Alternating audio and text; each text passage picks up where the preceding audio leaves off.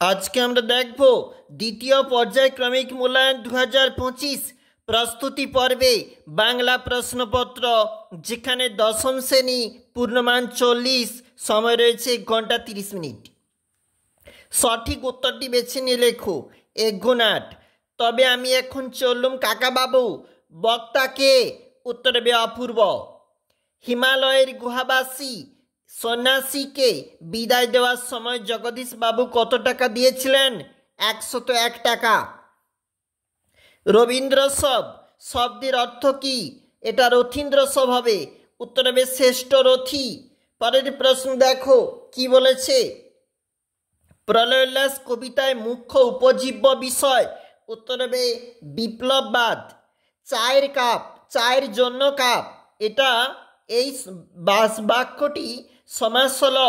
দেখো জন্য আমাদের এখানে যেটা বলেছে তোমরা অবশ্যই করবে উত্তর, এবং এটা অলপ তৎপুরুষ। এখানে দ্বিগু সমাস বাংলায় 2 প্রকার। পরবর্তী যে পেজটা রয়েছে দেখো, যেখানে বলেছে পরবর্তী প্রশ্ন, বহুব্রীহি সমাসের সমস্ত পদে তৃতীয় অন্য কোনো পদ প্রাধান্য পায়। দশানন ব্যাসবাক্য সহ সমাস। উত্তর হবে দশানন যার। তবে বস্তুটি পকেটে কেন? কোন বস্তুর কথা বলা হয়েছে? গাঁজার কলকে। তেওয়ারি ঘরে ছিল না, সে কোথায় গিয়েছিল? ফয় বর্মা নাচ দেখতে গিয়েছিল।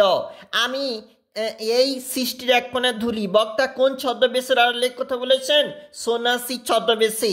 বাইজির ছদ্মবেশে হরিদা রোজগার মন্দ হয়নি, রোজগার হয়েছিল 8 টাকা 10 আনা।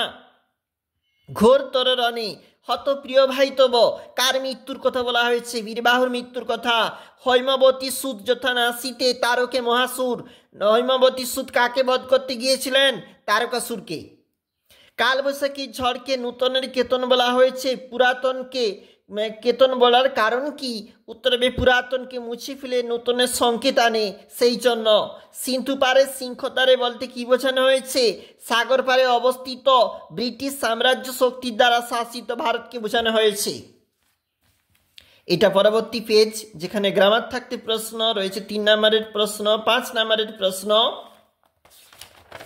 এবং এখানে রয়েছে সিরাজদৌল্লা থাকতে প্রশ্ন, কোনি থাকতে, এবং রয়েছে প্রতিবেদন।